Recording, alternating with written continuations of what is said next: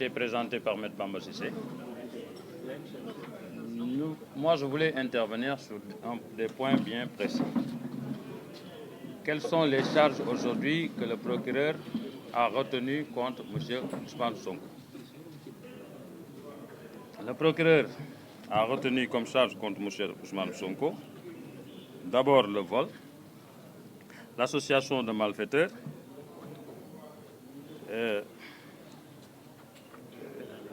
l'appel à l'insurrection. Je suis en train de voir le texte. L'appel à l'insurrection, etc. Je vais y revenir. Hein? Des actes terroristes. D'abord, je voudrais rappeler que le parquet est un et indivisible. Ce parquet agit au nom de la République du Sénégal et de tous les citoyens sénégalais. Ce n'est pas pour rien qu'on l'appelle procureur de la République. Et ce parquet ne se souvient même pas qu'en février-mars 2021, Ousmane Sonko, entendu à la section de recherche, était poursuivi par le même parquet pour les mêmes faits, crimes et délits que je viens de rappeler, sauf le vol. Et voilà que ce parquet vous dit aujourd'hui, j'ai l'opportunité des poursuites, je ne me souviens plus de ce qui s'est passé et je reprends les poursuites. Il faut rappeler que nous sommes tous des Sénégalais d'égale dignité. Voilà. Donc c'était l'appel à l'insurrection, l'association de malfaiteurs, l'atteinte à la sûreté de l'État, l'association de malfaiteurs en lien avec une entreprise terroriste, complot contre l'autorité de l'État, actes et manœuvres de nature à compromettre la sécurité publique et septièmement vol. Donc je voulais dire que nous sommes tous des Sénégalais d'égale dignité. Ce parquet ne doit pas oublier que même lorsque vous arrêtez un Sénégalais, quel que soit le délit ou le crime qu'il a commis, vous devez respecter ses droits. Vous devez le respecter également en tant qu'être humain. Rien ne justifie que M. Ousmane Sonko ne puisse être convoqué vendredi parce qu'on lui reproche ceci ou cela.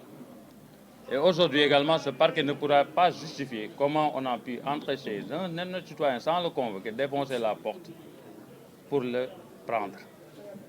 C'est un acte d'humiliation qu'on a tenté de poser et il faut le dénoncer.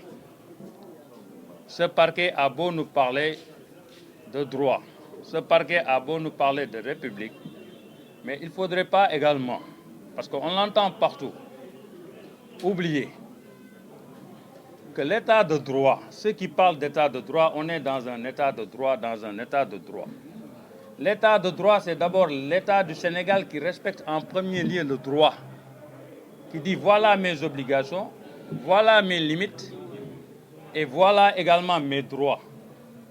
Et voilà les procédures que je dois mettre en œuvre pour atteindre les objectifs. Ce qui n'est pas le cas au Sénégal. Au Sénégal, chaque jour, on bafoue les libertés individuelles, chaque jour, on bafoue les droits les plus fondamentaux, et c'est l'État qui le fait, et on parle de l'État de droit. J'entends également s'ériner sur les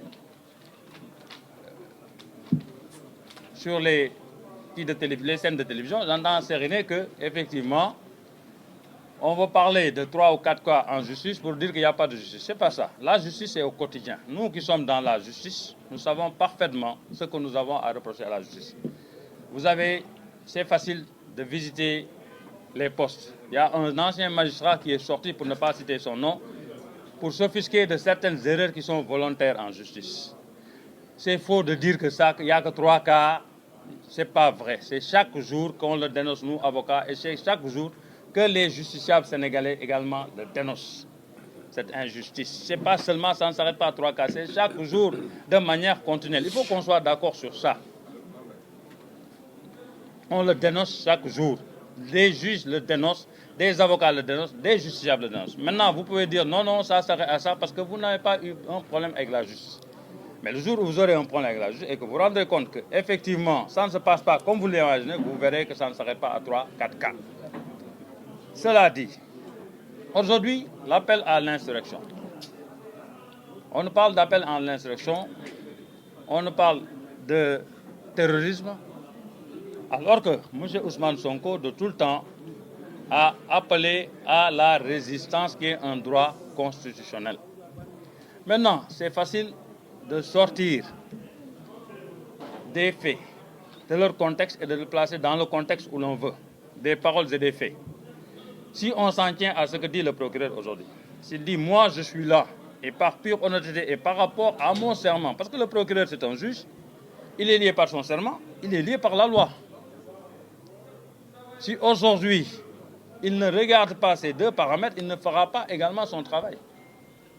S'il peut dire aujourd'hui, moi j'agis parce que je considère que je le fais au nom du peuple sénégalais, mais le procureur n'a qu'à revisiter également les déclarations du président actuel en 2021. Moi j'ai ces déclarations ici et je peux les lire à haute et intelligible voix. C'est en 2011-2012. Ce que je voudrais dire là-dessus, c'est qu'aujourd'hui, qu'on vient nous dire non, moi je le fais au nom du peuple sénégalais, qu'on n'essaie pas de nous tromper. On le fait à la commande. Et ce procureur vous dit, d'abord, il le dit dans son propos, c'est en accord avec l'autorité. Mais vous pouvez avoir une autorité qui est là. Si cette autorité n'est mue que parce qu'il y a des règles qui sont là, il se croit dans une démocratie, même s'il a une autorité sur vous, il aurait dû avoir cette autorité, l'intelligence de dire que j'ai des procureurs qui sont là, je leur laisse faire leur travail en âme et conscience et par rapport à leur serment, ne serait-ce que pour ça.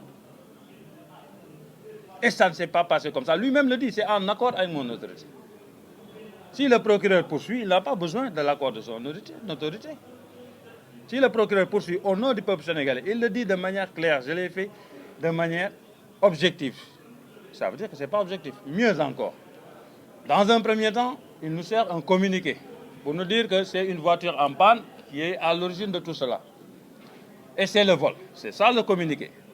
Mais après, quand il fait sa conférence de presse, il revient pour dire non, c'est pas ça. Nous, on avait décidé depuis longtemps de l'arrêter. Ce jour-là, on devait l'arrêter. Même s'il n'y avait pas cette histoire, on l'aurait arrêté. Donc je dis, il est temps qu'on nous respecte, nous, Sénégalais. Et je le dis de manière claire et nette. Et je l'ai toujours dit, les Sénégalais ne font pas attention à ça. Il ne faut pas que le plus petit Sénégalais qui se trouve dans un village oublie que c'est lui qui entretient toutes ces institutions. Il fait partie de ceux qui les entretiennent. Et je vous invite à regarder chaque fois que vous allez dans un supermarché, regardez vos factures, les Sénégalais, regardez vos factures et vous verrez une TVA. Moi, j'ai pris le soin l'autre jour, je suis parti dans un supermarché, au champ, et j'ai pris le soin de garder cette facture. Cette facture vous dit quoi? TVA, 18%, 6 590. On m'a fait payer 36 610 parce que tout simplement, il y a 43 200 parce qu'il y a 6 510, 6 560 que je paie de TVA.